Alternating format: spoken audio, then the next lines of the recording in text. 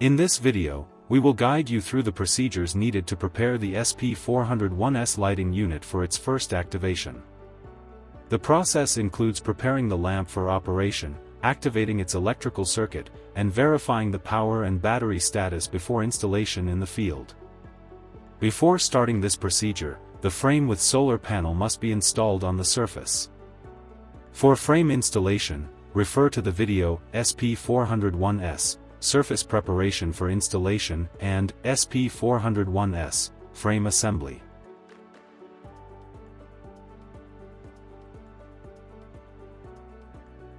To complete this procedure, you will need a flathead screwdriver. Review the table of recommended force to ensure the torque is set correctly.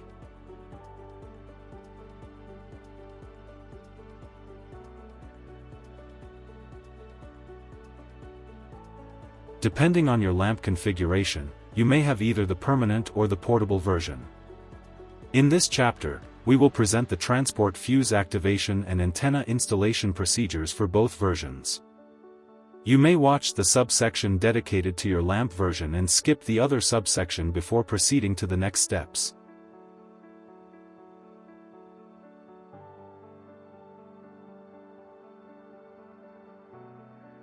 To prepare the lamp for proper operation, remove the sticker and activate the electrical circuit using the transport fuse. Gently place the device on its side to ensure easy access to the bottom part of the lamp. Next, remove the factory stickers.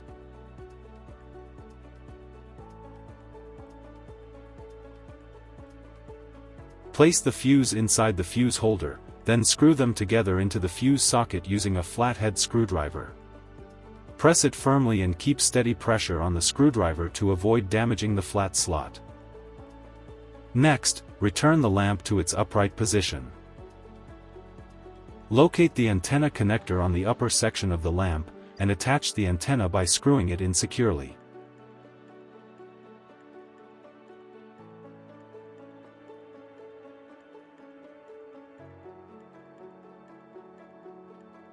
To prepare the lamp for proper operation, remove the sticker and activate the electrical circuit using the transport fuse. Gently place the device on its side to ensure easy access to the bottom part of the lamp. Next, remove the factory stickers.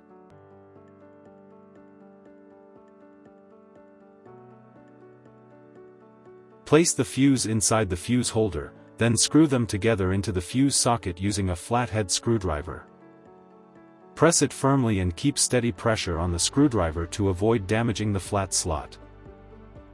Next, return the lamp to its upright position. Locate the antenna connector on the upper section of the lamp, near the carrying handle, and attach the antenna by screwing it in securely.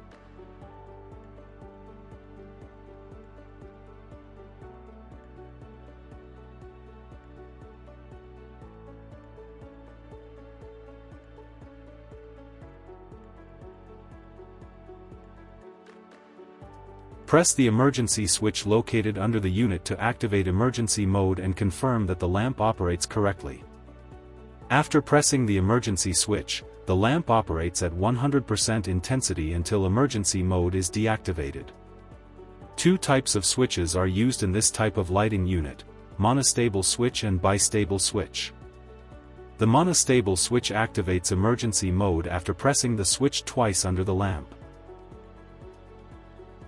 The bistable switch activates emergency mode upon the first press and remains in the pressed position until it is pressed out. If the lamp illuminates, it indicates that the unit is functioning correctly.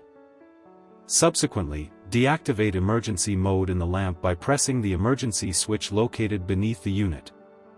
For the monostable switch version, press the emergency switch under the lamp 4 times. For the bistable switch version, ensure the switch is released after prior activation. Then press it in 4 times and press it out 4 times.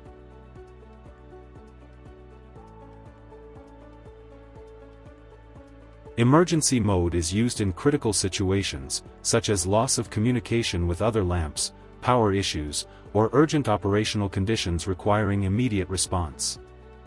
For more detailed information regarding the emergency switch, refer to the video titled SP-401S Device Operation via Emergency Switch.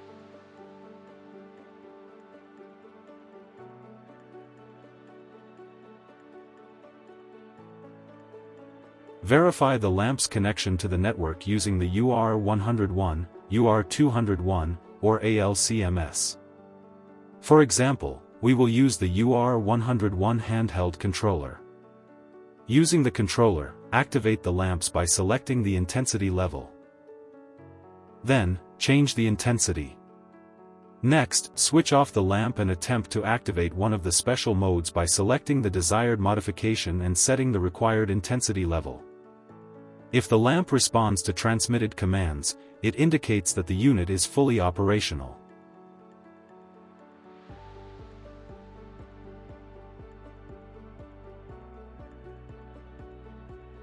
Before installing the lamp on the runway, ensure that the battery is fully charged to 100%. To verify whether the lamp is fully charged, switch the unit on or off and observe the status LED indicator located on the upper part of the lamp near the antenna. Two sequences will be displayed. The first two flashes indicate whether the device is charging and specify the charging source. The next 10 quick flashes indicate the battery charge level in 10% increments. A red flash means a 10% segment is not charged, while each green flash represents a charged 10%. If all 10 flashes are green, the lamp is fully charged and ready for runway installation.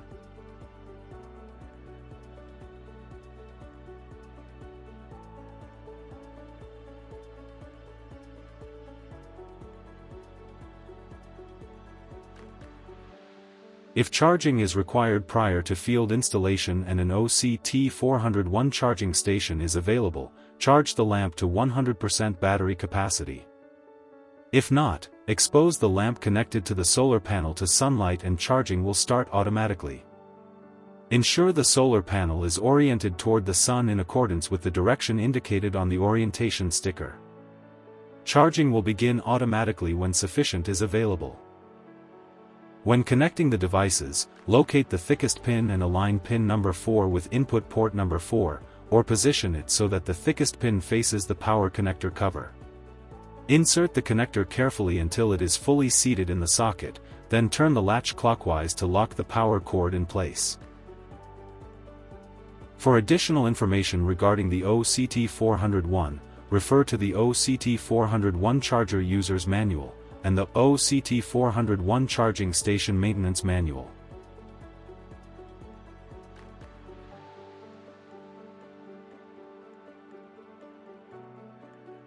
After completing the preparation process, the lamp is ready for use and can be installed on the runway. Following this procedure ensures safe and reliable operation of the lighting unit.